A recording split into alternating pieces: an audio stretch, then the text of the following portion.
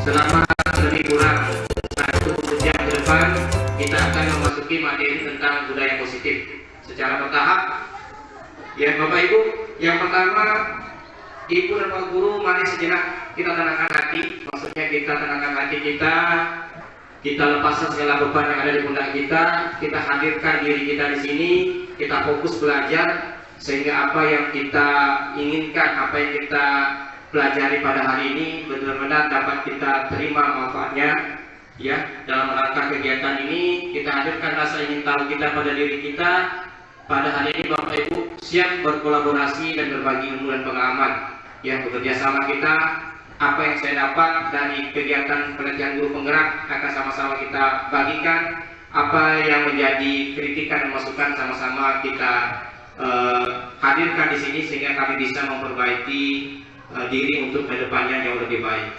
Bapak Ibu, selanjutnya sebelum itu kita bikin dulu kesepakatan belajar. Ini sebenarnya yang selalu diinginkan oleh pendidikan itu sebenarnya, bahwa setiap kegiatan itu kita harus membuat kesepakatan.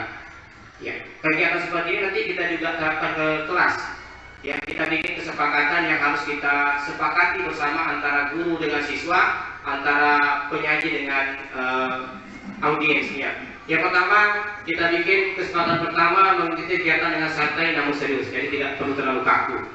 Ya, saya rasa setuju nih ya, tidak terlalu kaku. Kemudian senantiasa berperan aktif dalam kegiatan.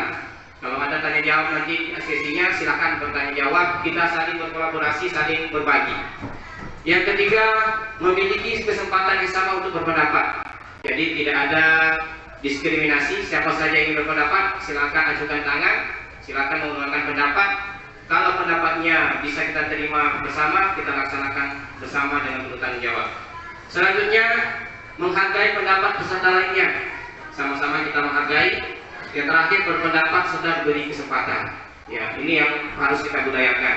Biasanya kan kita kalau rapat di mana-mana tempat belum selesai diberi kesempatan bertanya sudah ribut di belakang. Sebenarnya ini kebiasaan kita. Silakan bicara kalau diberi kesempatan. Bapak Ibu yang luar biasa, selanjutnya apa tujuan kegiatan? Tujuan kegiatan pada hari ini, yang pertama, pendidik mampu menciptakan lingkungan positif di sekolah yang mendukung murid tumbuh kembang menjadi pribadi yang bahagia, mandiri dan bertanggung jawab sesuai dengan filosofi Ki Hajar Dewantara. Sama-sama kita ketahui filosofinya, ing arso suntulodo, ing maju mengkarso, tuturi handayani. Jadi intinya semuanya kepada siswa. Selanjutnya kita lihat perubahan paradigma. Ki Hajar Dewantara mengibaratkan guru sebagai seorang petani yang memiliki peranan penting untuk menjadikan tanamannya tumbuh subur.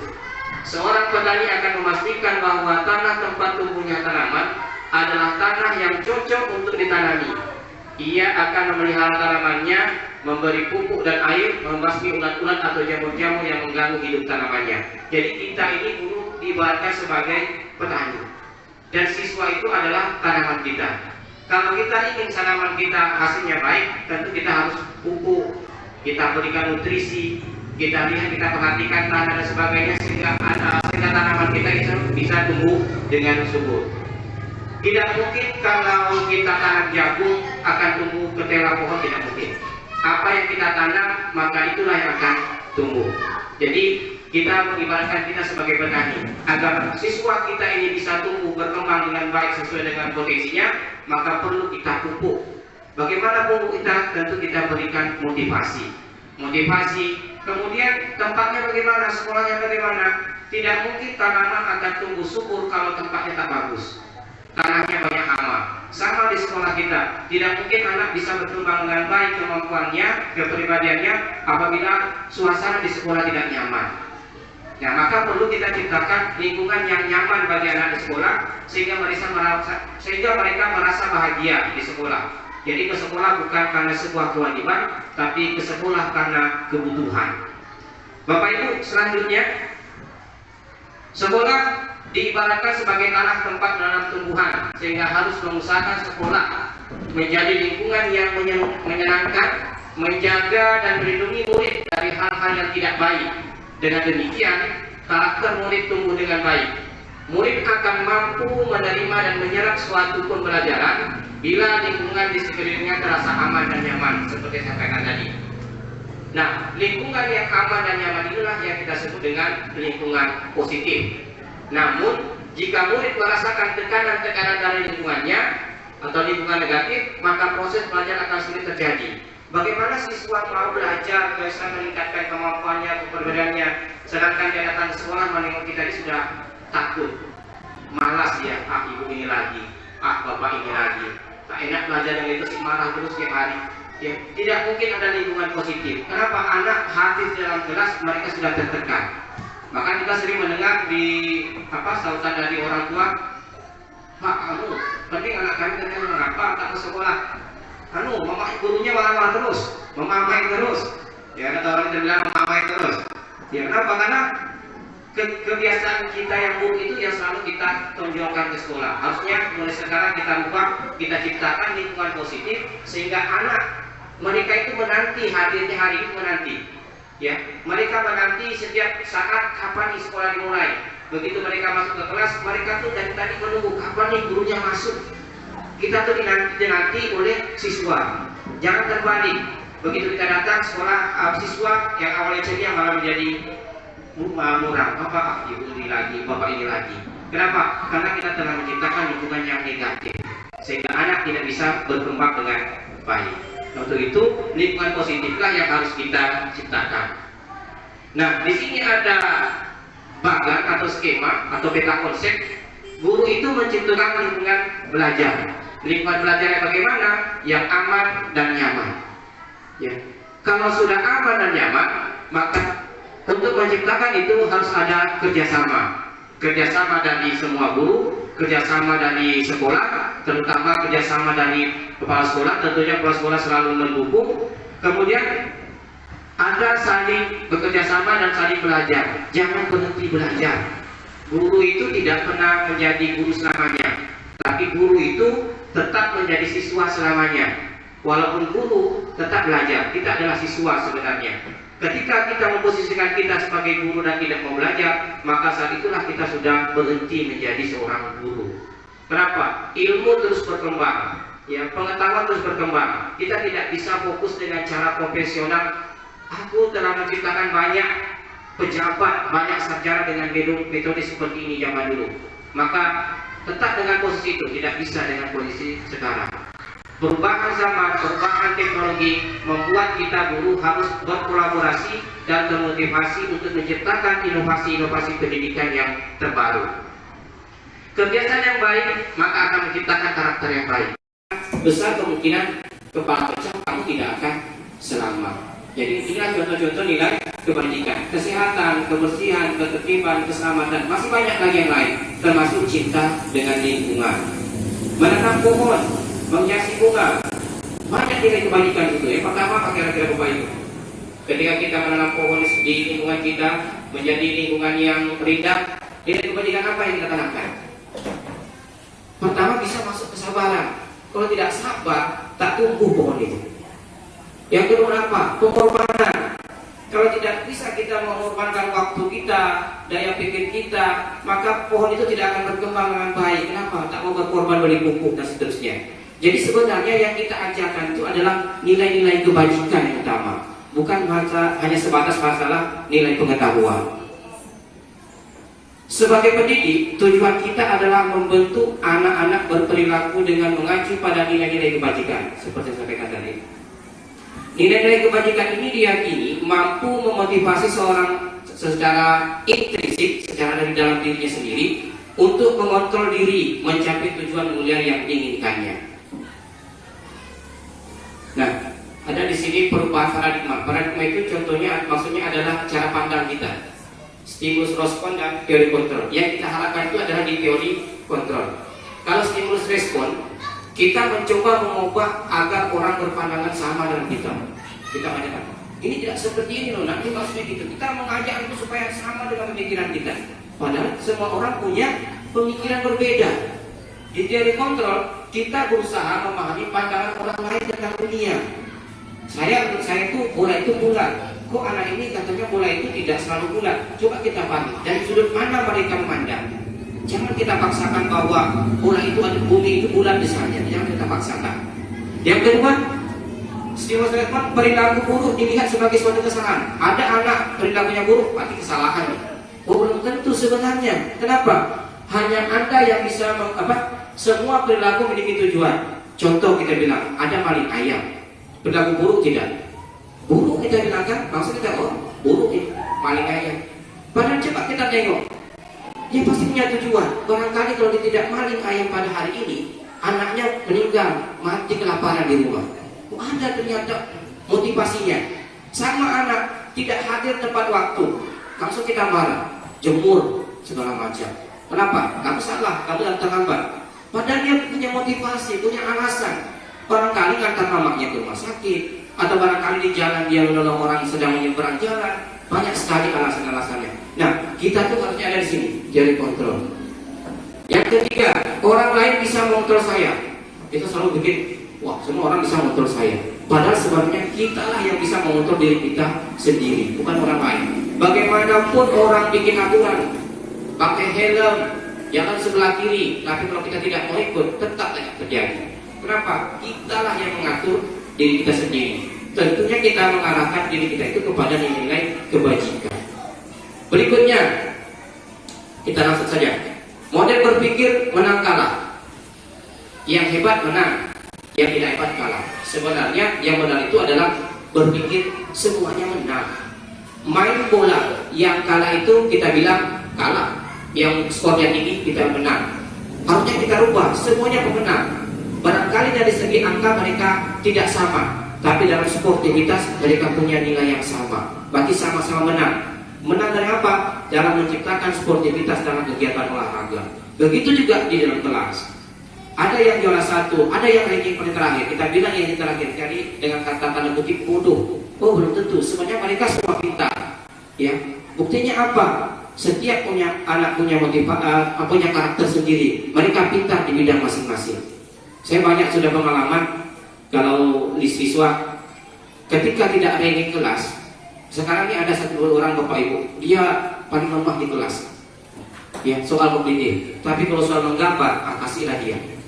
Belum sempat saya tunjuk siapa yang mau menggambar, langsung tahu tunjuk si apa. Kenapa? Gambarnya bagus. Padahal dia tengok ranking paling terakhir.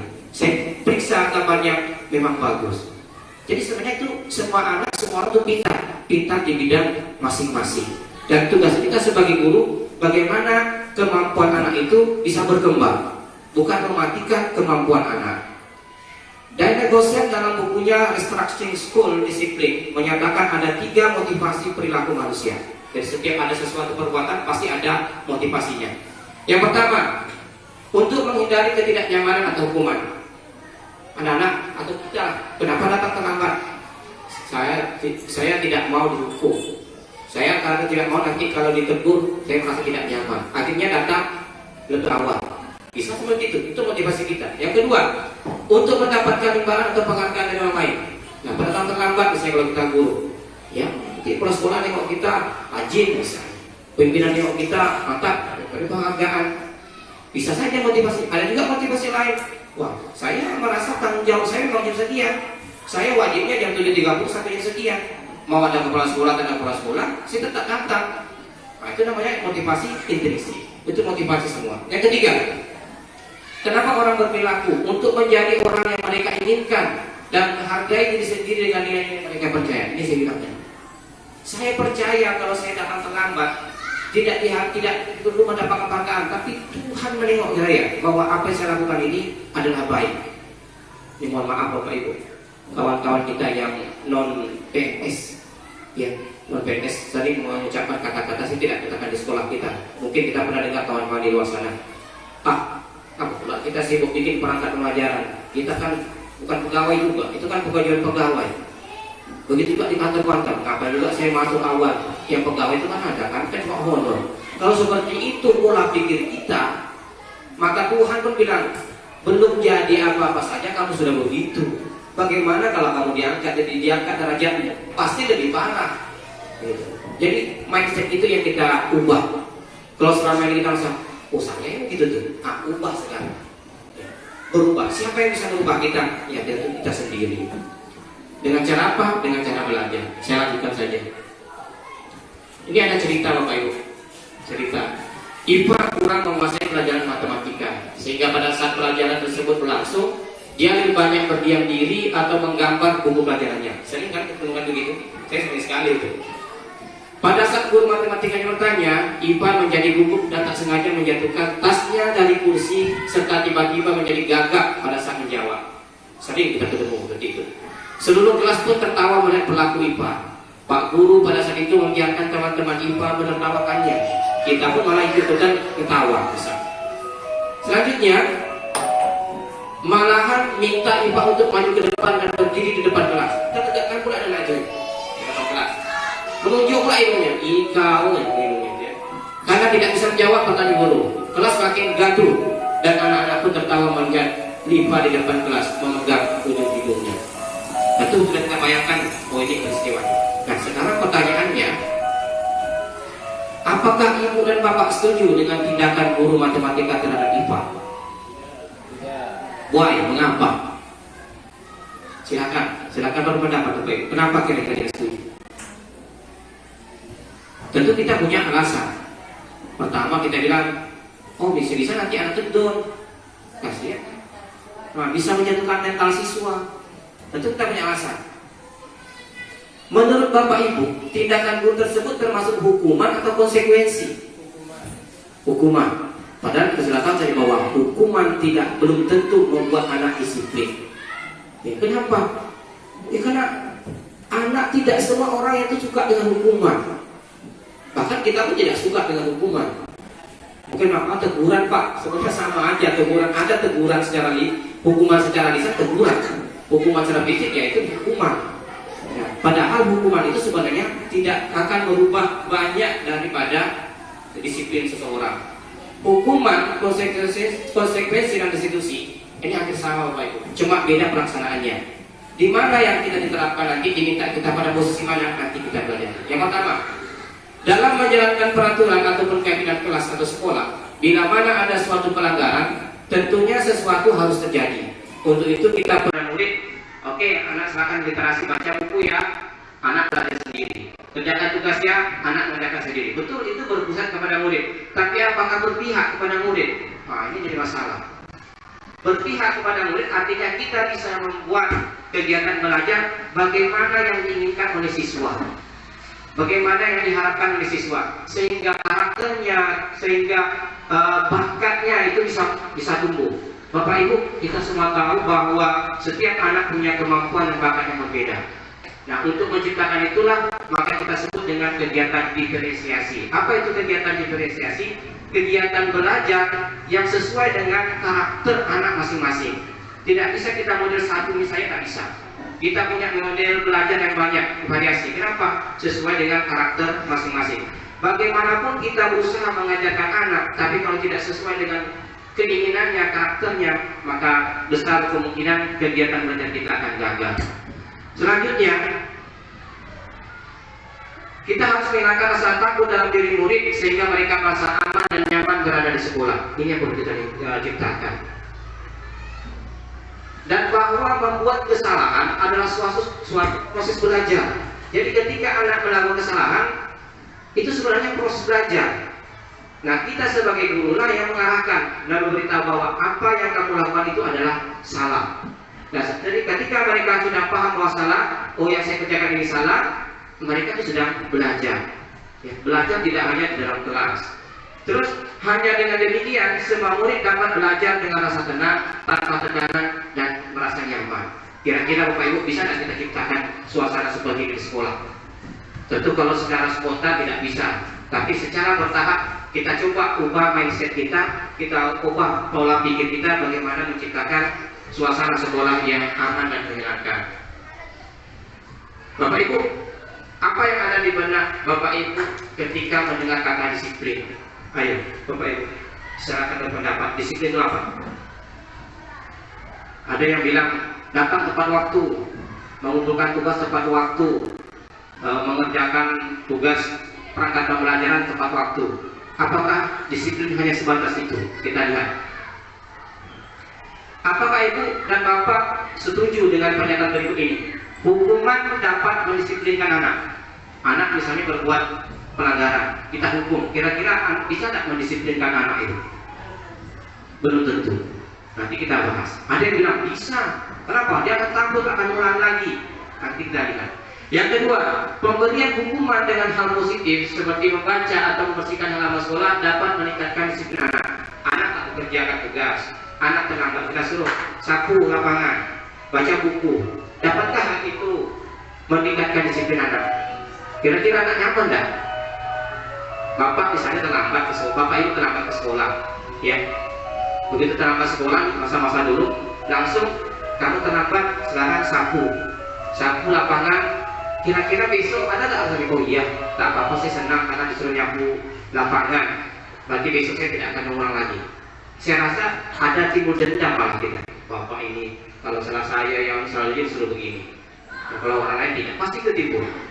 Perasaan kita sudah benar, padahal yang kita lakukan ini belum tentu benar. Yang ketiga, memberi penghargaan dapat mendisiplinkan anak. Anak yang sering rajin kita kasih penghargaan. Kita bukan anak-anak inilah. Setelah kita yang selalu datang disiplin, hari ini kita kasih, misalnya kita kasih buku 1 pak misalnya. Kira-kira anak itu akan betah tidak dengan disiplin itu? Belum tentu Bapak Ibu, belum tentu. Kenapa? Tidak semua orang yang diberi penghargaan akan merasa nyaman dan disiplinnya meningkat. Belum tentu. Nanti kita lihat, kita pelajari. Nah di sini, disiplin itu menurut Bapak Ibu tata tertib masuk nggak? Disiplin itu masuk dalam tata tertib. Masuk dalam bahwa disiplin itu adalah peraturan. Disiplin itu adalah kepatuhan. Disiplin itu adalah hukuman. Disiplin itu adalah imbalan. Apakah ini benar? Selama ini pemahaman kita, ya itulah kalau disiplin ya harus ikut tata tertib, harus ikut peraturan, yang salah dihukum, ya, yang baik kita berikan penghargaan. Ternyata ini dikatakan miskonsepsi.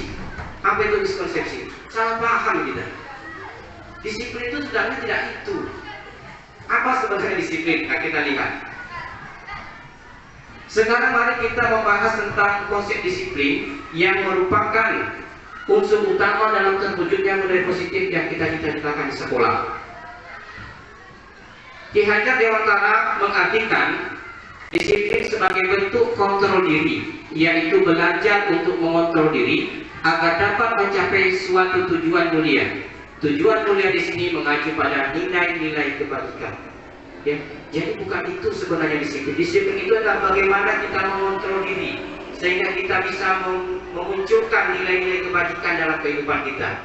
Apa saja nilai kebajikan itu? Kita lihat.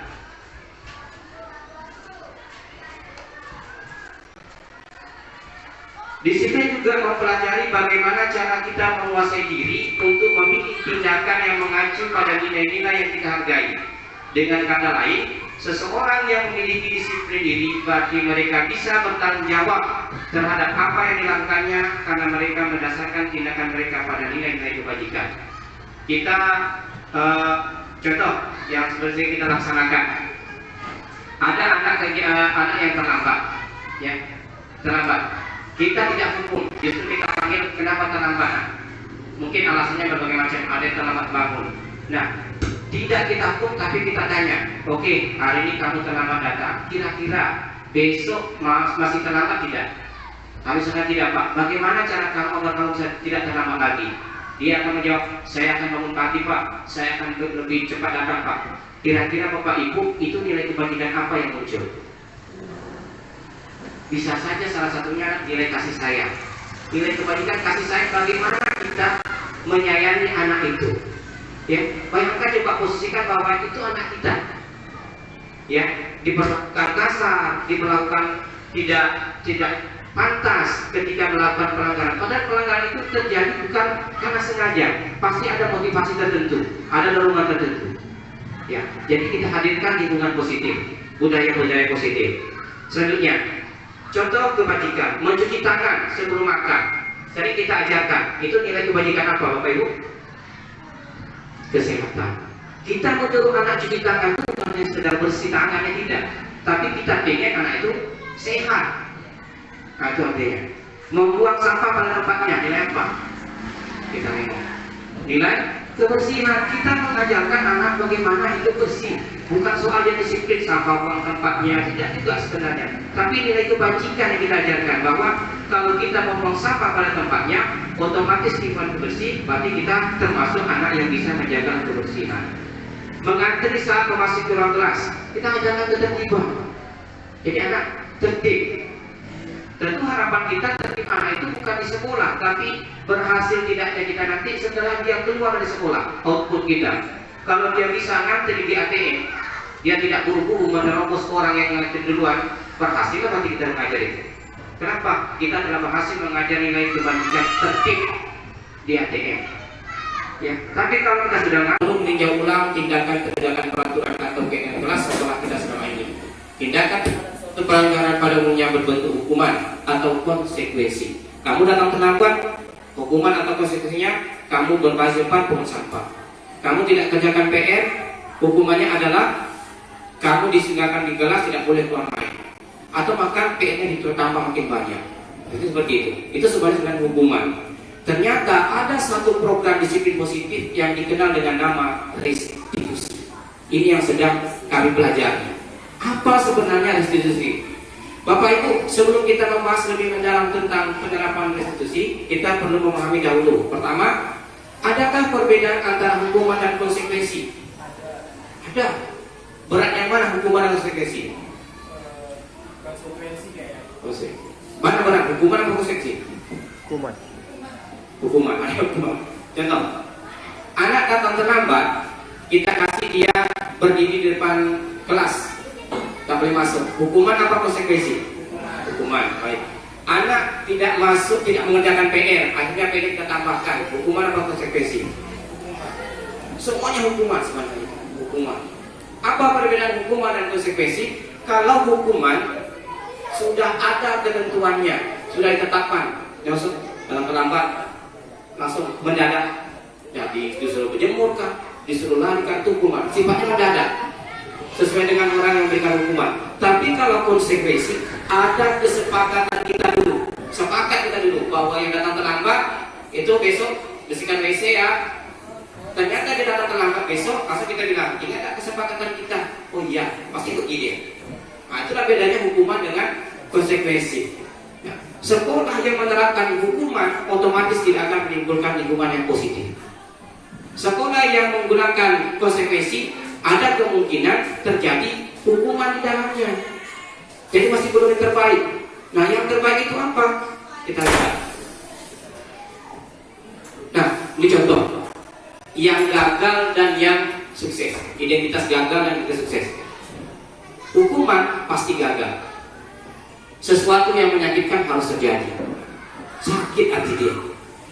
Datang terlambat padahal bantu orang atau untuk mamanya belikan itu terlambat, langsung keluar jempol. Sakit hati. Yang kedua, tidak nyaman untuk murid untuk jangka panjang. Dendam dia Bapak Ibu. Bupati kemarin ada cerita seperti itu. Itu dendam itu sampai SMA Bapak Ibu. Dendam. Kalian pernah kita sakit itu? Dendam jangka panjang. Yang ketiga, korban mendapatkan keadilan. Ya bisa saja. Murid anak akan tersakiti, ya bisa secara fisik maupun hatinya. Kalau kita suruh dia push up kan begitu fisiknya. Olahraga kita bilang bagus, tak fisiknya bagus. Iya, kalau saat itu dia lagi sehat, kita kan tidak tanya, kamu demam hari ini, langsung push up lagi. Padahal mungkin dia punya penyakit yang berbahaya, akhirnya terjadilah yang tidak diinginkan. Pernah kejadian seperti itu kita ya, lari-lari itu pingsan. Setelah kita tengok riwayatnya, dari kelas sebelumnya nanti memang tidak bisa berkegiatan olahraga, apalagi keliling lapangan. Nah, kalau yang identitas saja adalah disiplin, kita melakukan konsekuensi. Sesuatu harus terjadi karena sudah disepakati. Tidak nyaman untuk murid dalam jangka pendek. Tidak suka dia, tapi dia lama-lama dia menjadi, oh ya itu kan kita sudah sepakat kemarin. Ya udahlah, pasti dia sudah memang resikonya begitu. Korban bisa diabaikan. Murid anak dibuat tidak nyaman, tetap sama. Nah, yang berhasil itu mana? Restitusi. Restitusi merupakan pilihan. Anak datang terlambat. Kamu datang terlambat kenapa? Hari ini alasannya. Nah, kira-kira kamu datang terlambat, besok bagaimana? Jadi kalau diberikan pilihan, apakah masih mau merubah kegiatan itu atau masih tetap? Nah, supaya mau merubah itu tanyakan, bagaimana cara kamu tidak terlambat? menguatkan untuk murid anak dalam jangka waktu panjang. Kalau kita berbuat seperti ini, lama Bapak Ibu kita dikenang, lama Bapak itu baik dan tidak pernah menghukum. Ya, dia selalu menasihati, dia selalu berikan kita pilihan. Korban mendapatkan ganti, ya sesuatu yang kurang ya dapat terganti. Murid anak mendapatkan penguatan. Penguatan itu sama dengan kita memotivasi sehingga anak jauh lebih paham. Hukuman bersifat tidak terencana atau tiba-tiba, seperti yang tadi. Saya lambat, lari dulu. Tiba-tiba aja, tanpa ada kesepakatan. Sementara disiplin dalam bentuk konsekuensi sudah terencana atau sudah disepakati, kita sudah sepakat konsekuensinya. Lalu terlambat ini, berarti lebih berat hukuman. Sudah dibahas dan disetujui oleh murid dan guru. Umumnya bentuk-bentuk konsekuensi dibuat oleh pihak guru atau sekolah. Kita yang membuat peraturan tanpa melibatkan siswa. Kan peraturan sekarang kan semuanya kita yang buat. Siswa kan tidak ikut dia. Itu namanya masih konsekuensi. Murid selalu mengetahui sebelumnya konsekuensi yang akan diterima bila ada pelanggaran. Kenapa? Karena kita sudah buat di awal. Alficon dalam bukunya Punished by Reward 1993, wawancara ASCD Annual Conference Maret 1995 mengungkapkan baik penghargaan maupun hukuman adalah cara-cara mengontrol perilaku seorang yang menghancurkan potensi. Bayangkan, hukum, penghargaan bukannya berkembang, malah hancur. Kenapa? Nanti ada contohnya kita lihat.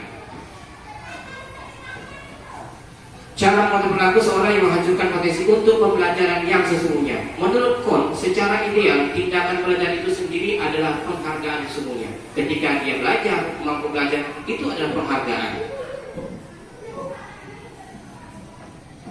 Pengaruh jangka pendek dan jangka panjang. Penghargaan efektif jika kita menginginkan seseorang melakukan sesuatu yang kita inginkan dalam jangka waktu pendek. Anak-anak besok bikin PR,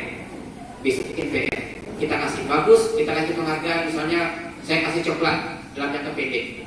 Tapi apakah ke depan masih seperti itu? Belum tentu. Kita tengok. Jika kita menggunakan penghargaan lagi dan lagi, maka orang tersebut akan bergantung pada penghargaan yang diberikan serta kehilangan motivasi dalam diri. Sama, kita siswa guru sama. Kalau sudah tidak dihargai, malas dah. Tak ada juga dikasih apa-apa. Dulu iya, pertama-tama, sekarang tak ada, malas lagi. Kenapa? Kita mengharap penghargaan itu. Kalau tidak dikasih reward, malas. Ya, itu sifat siapa? Sifat kita semua. Sama.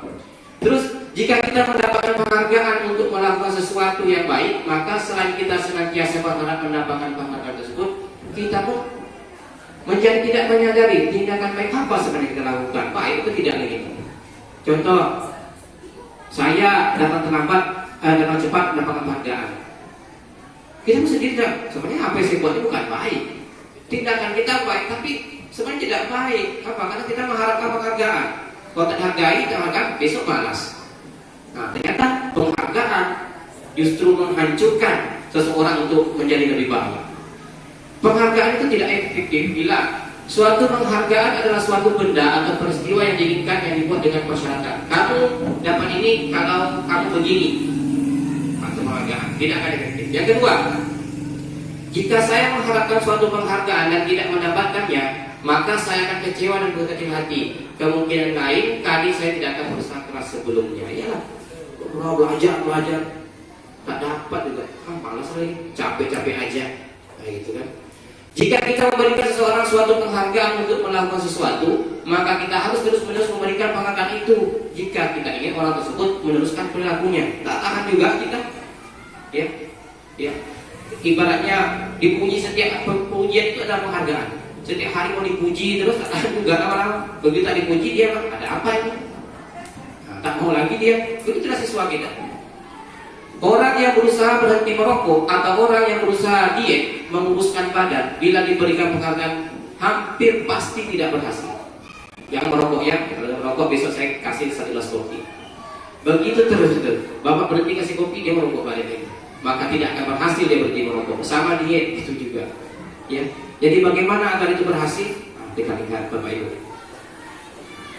Penghargaan merusak hubungan. Ketika seorang diberi penghargaan atau dipuji di depan orang banyak, maka yang lain akan merasa iri. Betul ya? Sering kita seperti itu. Anak kita pun sering itu. Ya. Dan sebagian dari mereka atau keyakinan sekolah yang melandaskan nilai-nilai kebajikan universal. Bapak Ibu, jelasnya mungkin Bapak Ibu tengok di sebelah kanan saya itu ada tempel, sebenarnya itu hanya sekedar tempelan waktu tugas kemarin. Itu contoh membuat keyakinan kelas. Jadi Bapak Ibu, saya mengajak Bapak Ibu di kelas, terutama guru kelas, coba kita bikin kesepakatan kelas atau keyakinan kelas. Jadi anak-anak itu tahu bahwa yang menyusun itu mereka sama-sama. Jadi kalau mereka melakukan pelanggaran, mereka sudah tahu konsekuensinya. Contoh dibuat di situ. Apa kesepakatan kelasnya? Yang datang terlambat, misalnya apa? Masuk setelah disuruh masuk. Dan mereka sepakat. Kalau mereka tidak sepakat, jangan dibuat. Karena mereka tidak akan komitmen untuk menjalankannya. Yang tidak mengadakan tugas, PR-nya kita tambah. Terserah dah mereka. Jadi caranya bagaimana nanti Bapak Ibu? Serahkan.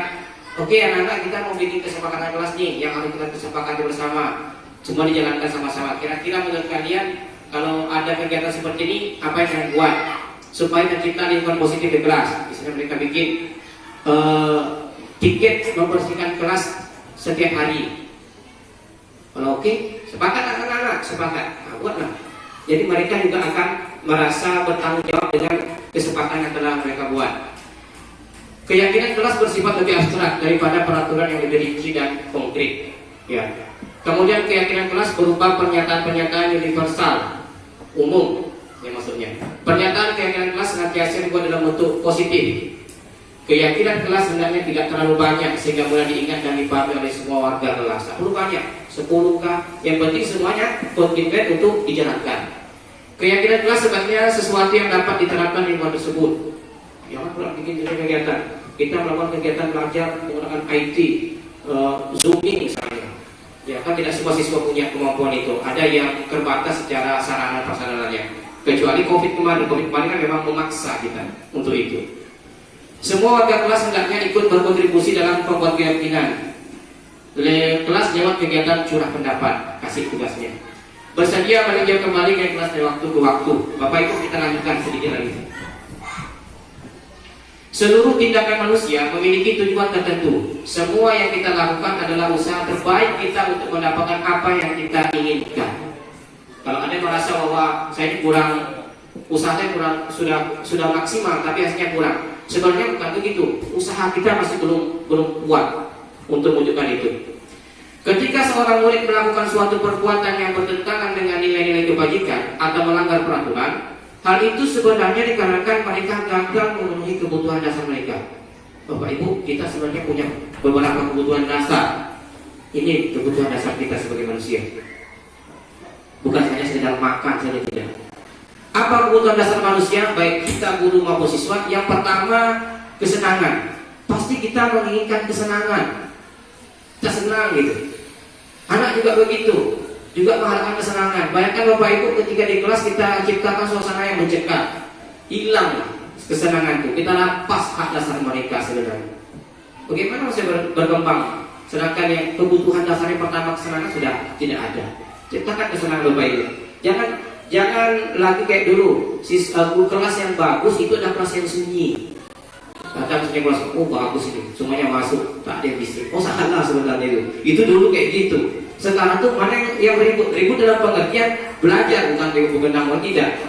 Ya, itu aktif betul, sibuk semangat. Anak tuh ceria, senang semua. Itu mantap itu. Kalau ada dia tangan dilipat, duduk gurunya di depan, baca LKS, itu tidak, itu gagal sebenarnya. Ya, yang berikutnya. Cinta dan kasih sayang. Kita butuh cinta dan kasih sayang. Manusia itu seperti itu, anak juga seperti itu. Maka kita tumbuhkan rasa cinta dan sayang kita kepada siswa kita. Sejengkel-jengkelnya apapun itu dengan pada siswa, karena dia malas, jangan tampakkan itu. Ya, setiap kita manusia juga wajar. Karena ada rasa membenci. Udah ini bisa juga sih. Maka kita bukan tertanam pikiran kita sayang. Ya. Jangan jengkelnya kita itu bencian. Wah bapak itu begitu jangan. Diputar balik. Berikutnya ada lagi kebebasan. Kita pengen bebas berpikir, bebas berkarya, bebas mencipta. Pengertiannya bebas di situ. Jadi kalau dibatasi, kamu hanya bisa seperti ini, rasanya agak payah kita. Ya. Kita pengen berkarya itu diberi kebebasan, sehingga apa yang ada dalam diri kita itu dapat kita wujudkan, sehingga timbul rasa kepuasan kita. Terus ada penguasaan. Ingat, Manusia itu butuh penguasaan. Dia juga butuh menguasai. Guru kita punya penguasaan kepada siswa. Ya, tapi jangan ditonjolkan dalam bentuk menguasai sehingga anak itu tidak bisa berkembang. Maksud penguasaan itu saya gurunya, kamu siswa. Jadi ayo sama-sama kita belajar. Kamu tidak boleh keluar ya tanpa izin dari saya. Kenapa? Saya gurumu. Itu penguasaan maksudnya. Saya pemimpin di kelas. Saya pemimpin di kelas kita. Kita yang memimpin di kelas itu, bukan siswa. Ya, kita pemimpin kelas. Saya pernah dengar dengar kegiatan sedikit pengayaan. Tanya, kan sering kita diperiksa. Ini mohon maaf, diperiksa. Mana medianya Bu? Ini medianya. Pengayaannya, ini pengayaan. Oke, ini mana? Dari ada pengayaan. Setiap hari anak dikasih pengayaan, sebenarnya bukan pengayaan, itu penganiayaan. Penganiayaan sebenarnya. Kan anak juga punya waktu, hak mereka kebutuhan dasar untuk bebas, tidak dituntut dengan PE dan tugas yang banyak. Ada mereka butuhkan itu. Kita juga seperti itu. Selanjutnya bertahan hidup, survival, bertahan hidup. Kita juga punya kebutuhan dasar untuk mempertahankan hidup. Bagaimana? Makanya kita berusaha makan. Orang menyakiti kita berusaha untuk menghindar. Orang yang memukul kita berusaha untuk jangan sampai kena, bahkan melawan. Kenapa? Kita punya kebutuhan itu. Siswa juga seperti itu. Dan yang terakhir adalah sudah tadi kesenangan, cinta dan sayang, bertahan hidup, dan kebebasan serta penguasaan. Jadi 5 kebutuhan dasar ini tidak terlepas daripada setiap manusia, termasuk siswa dan kita sendiri. Mari kita tinjau kembali penerapan disiplin dalam ruang-ruang kelas. Apakah telah efektif? Apakah berpusat memerdekakan dan memandirikan murid? Bagaimana dan mengapa? Melalui serangkaian riset dan berdasarkan pada teori kontrol, Dr. William Gosen berkesimpulan ada 5 posisi kontrol yang diterapkan seorang guru, orang tua maupun atasan kepada bawahannya. Ini 5 posisi kontrolnya. Yang pertama ada identitas gagal, artinya kalau dipakai ini maka gagal. Ada identitas berhasil atau sukses, dan ada yang beridentitas berhasil dan sukses. Yang pertama kontrol dari luar, yang kedua kontrol dari diri. Otomatis kalau kita memposisikan diri kita sebagai pemimpin di kelas, ya, pada posisi menghukum, menghati, menunjuk-nunjuk, menyakiti, menyindir anak, otomatis kegiatan itu gagal, pasti gagal. Atau membuat orang merasa bersalah. Ketika anak melanggar, aduh Iman, kau lagi yang berkelahi itu lagi. Tak kesian anak kalau nengok ibu bapak ini setiap hari ngurus kau aja. Kan kita membuat dia merasa bersalah. Ketika anak diberi seperti itu, apa yang ada dalam hatinya? Berarti akulah yang selama ini menyusahkan bapak ibu. Begitu juga orang tua, kau lagi, berkelahi lagi, tertanam hal yang seperti itu. Maka itu dikatakan gagal. Nah, untuk dari kontrol dari luar yang berhasil, yang pertama teman. Coba anak itu dijadikan teman. Ada pada kesalahan, bukan kesalahan, yang ada fenomena di kelas sekarang ini. Dari segitiga bertujuan untuk mengubah identitas anak dari orang yang gagal karena melakukan kesalahan menjadi orang yang sukses. Anak yang melanggar peraturan karena sedang mencari perhatian adalah anak yang sedang mengalami kegagalan. Dia mencoba untuk memenuhi kebutuhan dasarnya, namun ada benturan. Ya, ingat, anak yang melakukan sebuah kesalahan atau pelanggaran, sebenarnya dia punya keinginan sesuatu. Hanya saja kebutuhan dasarnya itu tidak bisa terwujud, sehingga terjadilah pelanggaran. Masih konektif?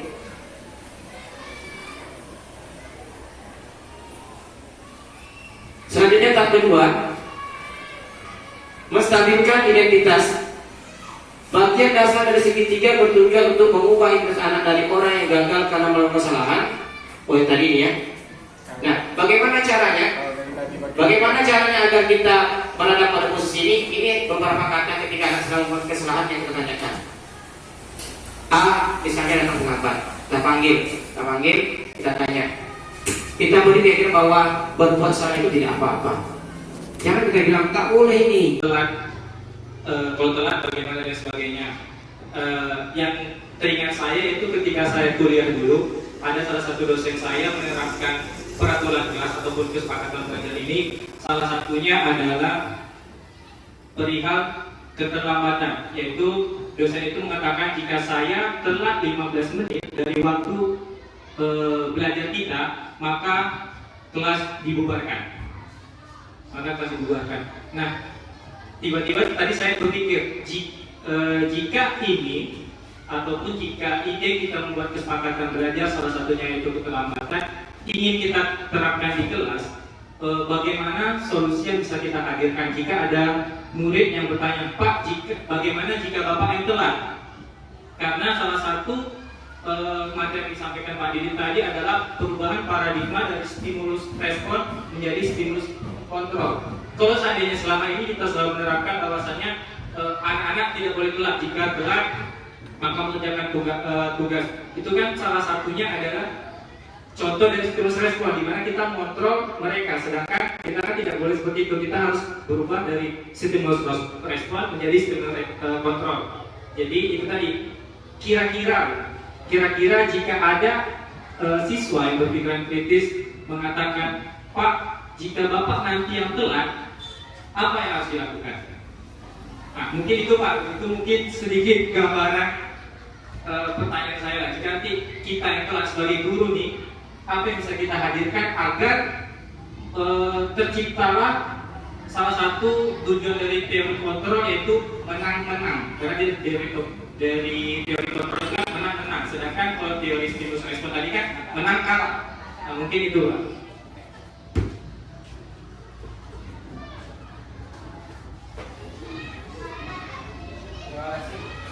Terima kasih kepada Pak Dodi.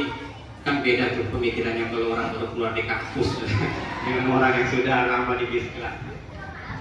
Pertanyaannya gini, yang pertama, bagaimana kira-kira kalau gurunya yang terlambat? Kalau dalam sisi sekolah tinggi itu bisa diterapkan bubar. Pertama, mahasiswa mendapatkan kebutuhan dasarnya, kesenangan, kebebasan, terwujud. Tapi kalau untuk di sekolah dasar, SMA saya tidak boleh, karena wajib belajar tidak boleh. Kalau mahasiswa dia 85% mereka cari sendiri ilmunya. Sekolah itu hanya sekedar formalitas saja dulu bangku itu. SD terbalik, 85% kita ngasih, mereka 15% di luar, atau mungkin perbandingan yang lain. Yang jelas kita lebih besar. Nah, untuk SD atau tingkat pendidikan dasar itu tidak boleh. Yang pertama, ketika kita membuat aturan seperti itu, kalau Bapak terlambat 5 menit, maka kelas bubar. Sebenarnya mereka bahagia, tapi kita sudah merampas beberapa haknya. Kenapa? Mereka datang capek ke sekolah untuk belajar. Ketika kita pulangkan, mereka happy, mereka bahagia, tapi hak mereka kita sudah rampas. Mereka tidak mendapatkan keuntungan. Justru kita mendapatkan keuntungan 2 kali lipat. Yang pertama sudah datang terlambat, yang kedua tak ngajar. Anak 2 kali korban. Ya, sudah capek-capek ke sekolah, tetap apa-apa balik. Nah, jadi tidak bisa berjalan seperti itu. Nah, kira-kira kalau pertanyaan gitu, kalau sekolah kita bagaimana? Ada solusi gini. Kalau Bapak terlambat, misalnya terdapat 5 menit, maka anak-anak mungkin tidak suka, tapi lama-lama akan menjadi biar positif. Maka waktu istirahat kita undur 5 menit. Kalau Bapak dalam 10 menit, maka waktunya kita undur 10 menit. Pasti protes, Pak, nanti kami istirahat terlambat. Kalau tidak mau terlambat, maka ada tugas tambahan Bapak bagikan sebagai konsekuensi Bapak terlambat mengajar tadi. Ya. Jadi tidak dirugikan. Sama dengan gini, kalau ada siswa terlambat datang ke sekolah, misalnya mereka datang terlambat 5 menit, kita jemur mereka 5 menit dan mereka tidak mendapat, justru ruginya 2 kali, sudah terlambat tak dapat lagi. Ya, kita sudah cuci WC, makin banyak tak dapat. Apakah mereka senang? Tidak. Mereka posisi tadi itu lama di jangka panjang. Ini posisi menghukum. Kita ambil ke posisi manajerial. Bagaimana? Kamu terlambat berapa menit? 5 menit. Maka kamu Bapak ambil istirahatnya 2 menit. Orang istirahat kita 9.15, kami istirahat 9.20. Kenapa? Untuk mengganti keterlambatan. Sehingga mereka untung. Mereka tidak dirampas haknya. Jadi salah satu caranya adalah dengan cara menambah jam kita. Ya tentunya kita berharap guru itu jangan terlambat. Yang betul itu adalah guru menanti siswa datang, bukan siswa nunggu guru. Kita kan biasanya kayak gitu. Yang benar itu kan sebelum siswa masuk, ya mudah-mudahan dia juga bisa terapkan masukan dari kami Bapak Presiden. Baris Jadi kalau siswa berbaris, jangan masuk sebelum gurunya datang. Kalau gurunya sudah datang depan, silakan masuk, disalami. Pasti dia akan masuk. Tapi Bapak terserah, kadang-kadang ada juga yang guru sebagian yang tidak tahu sekolah mana itu. Mereka pandai. Anak-anak, kalau Bapak itu terlambat, belum datang, masuk aja lah. Siapkan, jangan bising. Kenapa? Jadi seolah-olah, oh ada guru, padahal tidak ada gurunya situ. Dia menyuruh siswanya untuk siapkan. Ya, itu tadi hukuman itu peraturan itu kita buat, tapi kadang kita tahu solusinya, oh begini caranya itu. Nah, yang benar itu kita hadir. Jadi kenapa? Oh itu kok belum masuk sesuatu, pasti guru yang datang. Pasti bisa di siapa yang masuk di kelas itu? Apa terlambat ini? Apa masalah apa gitu? Terlambat kan itu. Jadi yang benar itu mudah-mudahan baris sudah, nanti gurunya ke depan kelas. Nah, salami masuk. Salami masuk. Nah, seperti itu. Yang benar itu adalah guru menantikan siswa. Bukan siswa mendengar guru. Bapak Ibu kan tahu lagu yang kemarin itu, yang dinyanyikan lomba kemarin itu. Di depan kelasmu menantikan aku, kan tidak begitu? Tidak, kami menantikan ibu datang, tidak gitu. Ya, seperti itu. Jadi salah satu solusinya Pak Dudi barangkali kalau untuk tingkat SD, caranya dengan cara menambah waktu belajarnya. Jangan sampai anak merasa dirugikan. Ketika istirahatnya merasa dirugikan, kita kasih tugas yang lain. Dengan catatan, jangan tugas itu menjadi beban lagi buat dia. Ya, beban lagi bukan buat dia. Ya, Bapak Ibu, terima kasih atas waktunya. Barangkali cukup Pak Kepala Sekolah. Mudah-mudahan kita bisa saling berkolaborasi. Ini bukan yang kedua Bapak Ibu, masih ada terusnya. Mudah-mudahan juga kita doakan Ibu Tri bisa lulus ke CGP, calon guru penggerak angkatan 8, karena kegiatannya masih panjang. Saya kegiatan siapa? Saya Pak sampai bulan Juli Pak. Padat sekali, setiap hari atau tidak ada misalnya ini libur tidak. Setiap hari jadwalnya masuk. Iya. Jadi dengan dukungan dari kepala sekolah dengan kawan-kawan semua, ya mudah-mudahan ini bisa dilaksanakan sampai selesai. Kemudian nanti imbas baliknya juga aksi atau berbagi praktik baik bahasa kita. Berbagi praktik baik juga bisa saya bagikan di sekolah ini. Bapak Ibu yang saya hormati, sekali lagi sebagai penutup, terima kasih atas partisipasi dan kerjasamanya. Mudah-mudahan apa yang saya sampaikan juga bermanfaat bagi kita semua. Dan apabila ada yang keliru, mari kita luruskan sama-sama. Mudah-mudahan kita bisa menjadi pribadi-pribadi yang selalu berinovasi, kemudian mau menciptakan budaya positif di sekolah kita. Sehingga kita datang ke sekolah itu karena kita butuh, bukan karena aturan atau kewajiban saja. Dan anak, ingat, inti kita belajar adalah menciptakan profil Pancasila. Bagaimana mewujudkannya adalah menciptakan kegiatan pembelajaran yang berpihak kepada murid, bukan berpusat kepada murid, yang berpihak kepada murid. Terima kasih atas perhatian. Akhir kalam, Assalamualaikum warahmatullahi wabarakatuh.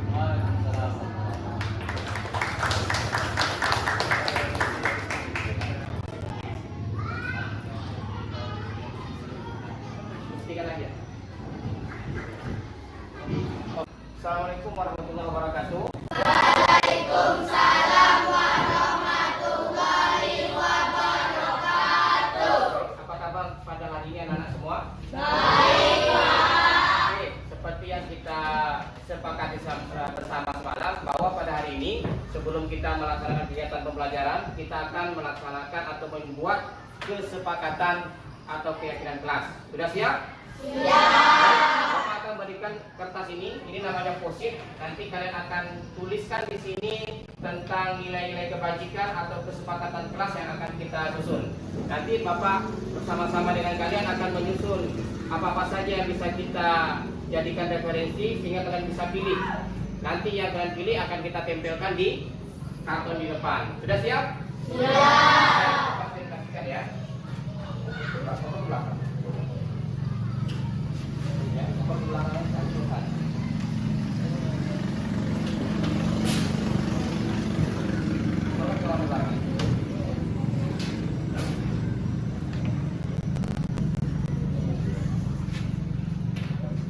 Dan yang sudah, yang belum tunjuk tangan, berapa yang belum? Ya, tapi kan kawan yang cepat.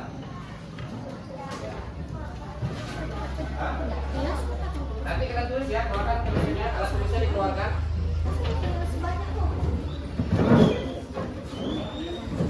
Ya, sudah. Nah, sekarang kita akan coba bikin beberapa referensi atau pilihan yang bisa kita jadikan keyakinan kelas. Ya, ingat semuanya keyakinan kelas adalah yang berhubungan dengan nilai-nilai kebajikan. Yang pertama kira-kira apa? Bisa nggak kalau Bapak bikin berbicara yang sopan? Berbicara yang sopan. Apa lagi? Terus? Apa lagi? Hargai pendapat teman ketika sedang berpendapat. Hargai pendapat teman. Apa lagi? Mendengarkan guru saat sedang menjelaskan. Apa? Mendengarkan guru saat sedang menjelaskan. Ya, mendengarkan penjelasan guru. Bagus. Selanjutnya,